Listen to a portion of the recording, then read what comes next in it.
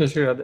राधे राधे महाराज जी। महाराज जी, काम पर लोग और रिश्तेदार बहुत ईर्ष्या करते हैं और मेरी जो प्रगति है उसको रोकने की कोशिश करते हैं, लगातार परेशान कर रहे हैं। देखो, पहली बात तो समझ लो, हमारी प्रगति को हमारा प्रारब्ध रोक सकता है, दूसरा कोई नहीं। हमारा कर्म जो पूर्व का बिगड़ा हुआ है वही हमारी उन्नति को रोक सकता है। दूसरा विश्व में कोई पैदा नहीं हुआ कि हमारी उन्नति को रोक सके। हमारा कर्म ही हमें बाधा पहुंचाता है। को न काहू के सुख दुख कर दाता, निज कृत कर्म भोग सुनु भ्राता। हे भाई, कोई किसी को सुख दुख नहीं देता।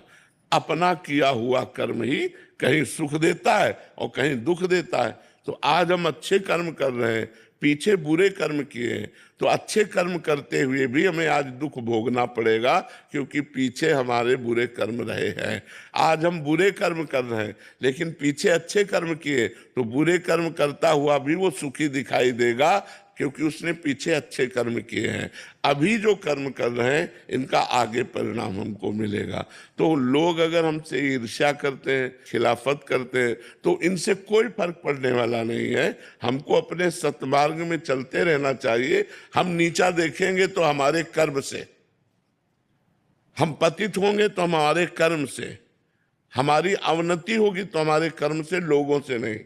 ये पक्का विश्वास समझ लो। लोग चाहते एक तरफ हो जाए, आप एक तरफ हो जाएं, और यदि आपका प्रारब्ध जोरदार है, आपके आचरण पवित्र हैं, आपका भजन जोरदार, तो आप पार हो जाएंगे, आप अकेले जीत जाएंगे।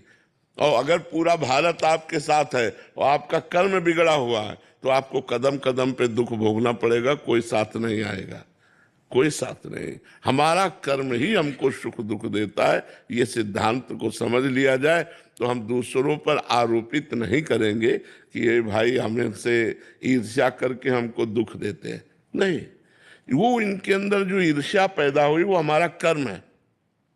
इनको जो हमारे को दुख देने की भावना पैदा हुई वो हमारा कर्म इनके अंदर बैठकर हमको दुख भोगवा रहा है। तो हमको दुख भोग लेना चाहिए और नाम जप करके आगे बढ़ जाना चाहिए। अगर हम उनका विरोध करते तो नया कर्म